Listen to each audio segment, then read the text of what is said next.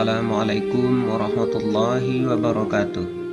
Alhamdulillahirabbil alamin wassalatu wassalamu ala asrafil anbiya'i wal mursalin wa ala alihi washabbihi ajmain. Asyhadu an la ilaha illallah wahdahu la syarikalah wa asyhadu anna Muhammadan abduhu wa rasuluh la nabiyya ba'da amma ba'du. Puji serta syukur kita persembahkan kehadirat Allah Subhanahu wa taala atas nikmat yang masih Allah titipkan kepada kita. Semoga kita mampu menjaga titipan itu untuk makin mendekatkan diri kepadanya. Selawat serta salam kita sampaikan kepada junjungan kita, yakni kepada Nabi Muhammad sallallahu alaihi wasallam, uswah dan qudwah bagi kita dalam kehidupan dunia yang pasti fana ini.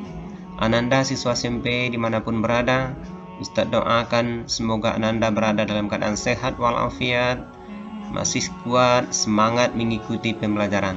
Pada kesempatan yang berbahagia ini kembali berjumpa bersama Ustaz untuk belajar materi pendidikan agama Islam dengan judul mengutamakan kejujuran. Materi ini untuk kelas 8. Ananda yang berbahagia, sebelum kita lanjutkan pembahasannya, mari kita lihat dulu kompetensi dasar yang akan kita peroleh, kompetensi dasar yang akan kita capai. Ini kompetensi dasar. Pertama, beriman bahwa perilaku jujur itu merupakan ajaran agama. Yang kedua, menghargai sebagai implementasi, sebagai aplikasi jujur dalam kehidupan. Yang ketiga, memahami cara menerapkan perilaku jujur. Yang keempat, menyajikan cara menerapkan jujur dalam kehidupan sehari-hari. Inilah yang akan kita capai sebagai kompetensi dasarnya.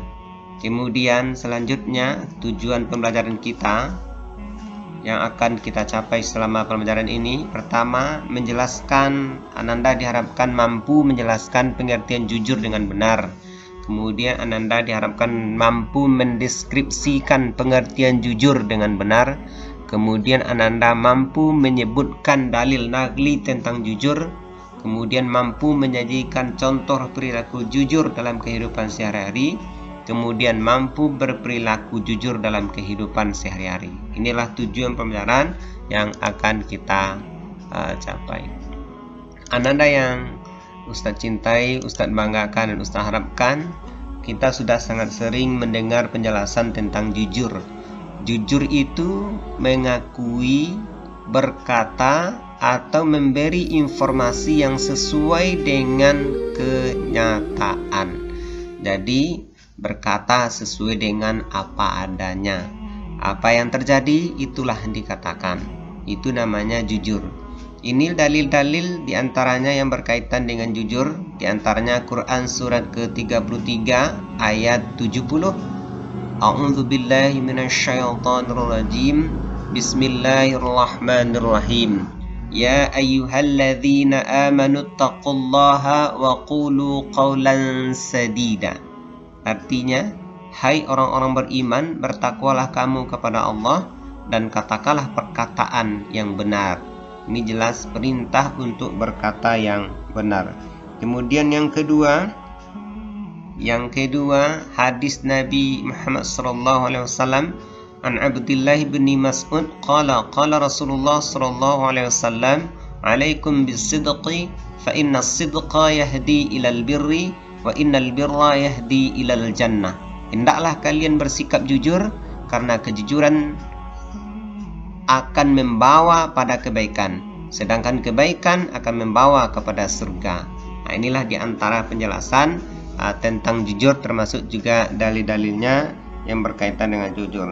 Silakan Ananda hafal, ya, Ananda hafal ayat dan hadisnya sehingga menambah perbendaharaan kata, perbendaharaan hafalan Al-Qur'annya, ya, perbendaharaan Al-Qur'an dan hadisnya. Silakan dihafal. Jadi ini yang akan dihafal Quran surat yang ketiga itu surat apa? Surat Al-Ahzab ayat 70. Kalau bisa dihafal dengan 71-nya, kemudian juga hadisnya. Selanjutnya Ananda kita lihat, ya, penjelasan lebih lanjut tentang jujur ini macam-macam sifat jujur. Ini ada beberapa macam. Yang pertama sidik al-qalbi, kejujuran yang penerapannya baru pada niat. Karena niat ini juga sangat penting. Bahkan innamal a'malu binniyat, segala sesuatu tergantung niatnya. Kalau orang sudah berniat untuk berbuat jujur, maka sudah dapat pahala. Kalau dia berniat kejahatan, kalau belum dilaksanakan, belum dicatat. Terus ada pertanyaan, kalau masih niat, ya, dicatat oleh malaikat, dari mana malaikat tahu bahwa kita sudah berniat melakukan itu?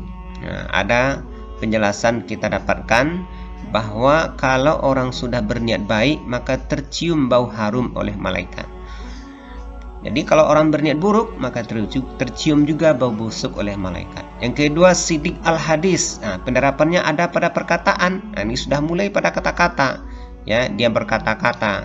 Kemudian sidik al-amal, penerapannya ada pada perbuatannya. Perbuatannya sudah menunjukkan, ya, apa yang dia laksanakan, apa yang dia katakan. Kemudian sidik al-wa'ad, penerapannya ada pada janji. Inilah diantaranya penjelasan tentang macam-macam sifat jujur yang perlu kita pelajari, mungkin lebih dalam lagi nanti. Ananda bisa menambahnya melihat penjelasan lebih lanjut. Kemudian Ananda selanjutnya, ya, contoh perilaku jujur. Ini diantaranya tidak merugikan, tidak mengambil milik atau hak orang lain. Kemudian tidak membohongi diri sendiri dan orang lain. Kemudian berkata sesuai dengan kenyataan, bertanggung jawab mengemban amanah yang diberikan. Penerapannya di mana saja, di rumah, di sekolah maupun di lingkungan masyarakat. Ini contoh-contoh penerapan perilaku jujur, ya. Selanjutnya, penerapan jujur. Menerapkan jujur itu bagaimana caranya? Bagaimana kita mampu menerapkan kejujuran? Bagaimana caranya? Pertama, ini meyakini bahwa jujur itu merupakan perintah Allah Subhanahu wa taala. Yang kedua, mengetahui akibat dari perbuatan tidak jujur. Yang ketiga, menghindari sifat dusta atau bohong. Yang keempat, berteman dengan orang yang jujur. Yang kelima, berperilaku jujur dan adil dalam kehidupan. Kemudian selanjutnya, manfaat jujur. Apa itu manfaat jujur? Betulkah jujur itu bermanfaat? Yang pertama, manfaatnya terhadap perasaan kita. Perasaan orang yang jujur itu enak dan hatinya tenang, tidak resah dan tidak gelisah. Yang kedua, dia akan mendapatkan keberkahan dalam usahanya. Apapun yang dia kerjakan, dia akan dapat keberkahan, ya, orang percaya kepadanya. Kemudian dapat pahala dari Allah Subhanahu wa taala. Kemudian dia selamat dari bahaya. Selamat dari bahaya orang tidak percaya kepadanya, selamat orang dari lisannya. Kemudian berikutnya dicintai oleh Allah dan Rasulnya. Kemudian timbul rasa confidence, percaya diri, dan terhindar dari tuduhan-tuduhan yang merupakan akibat dari ketidakjujurannya.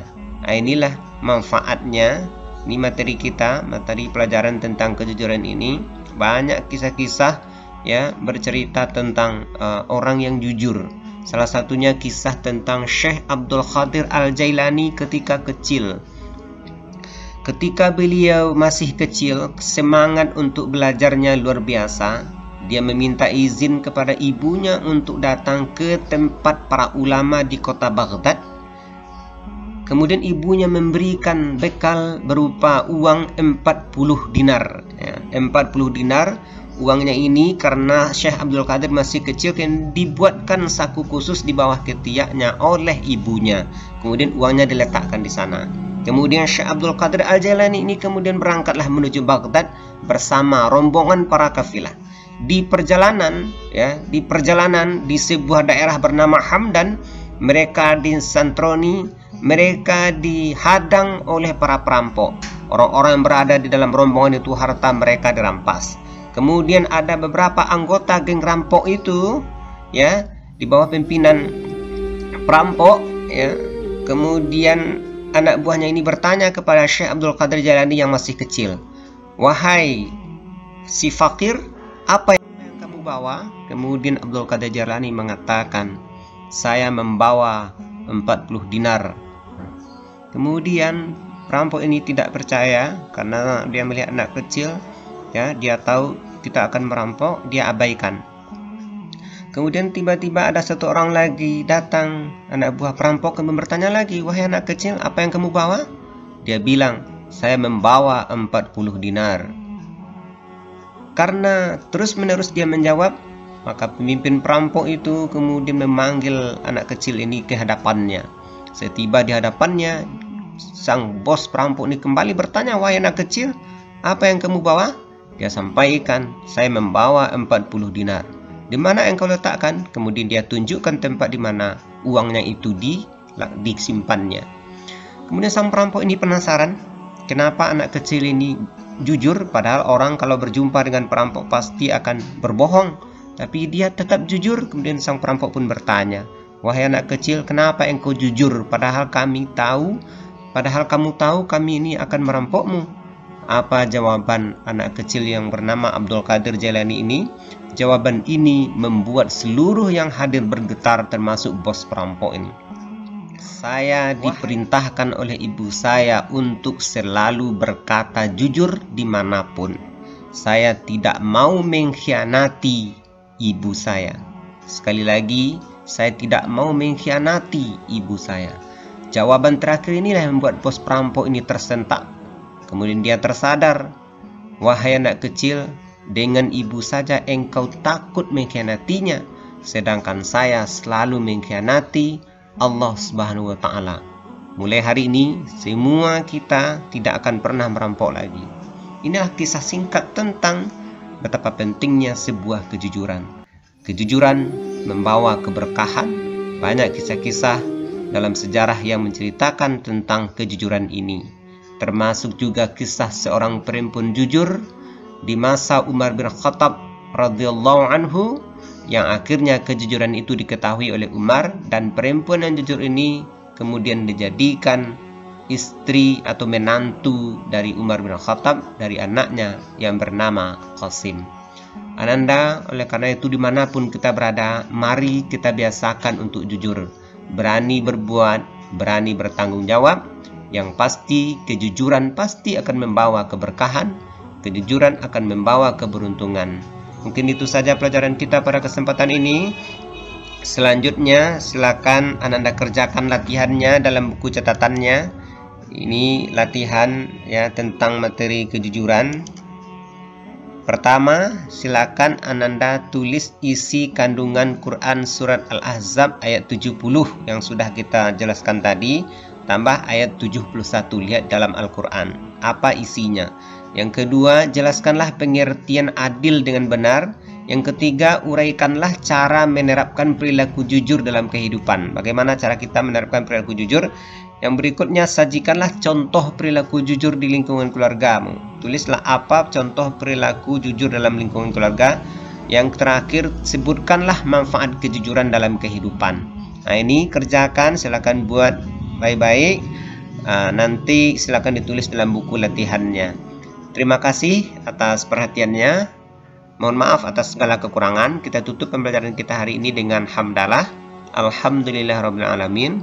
Wabillahi taufiq wal hidayah. Wassalamualaikum warahmatullahi wabarakatuh.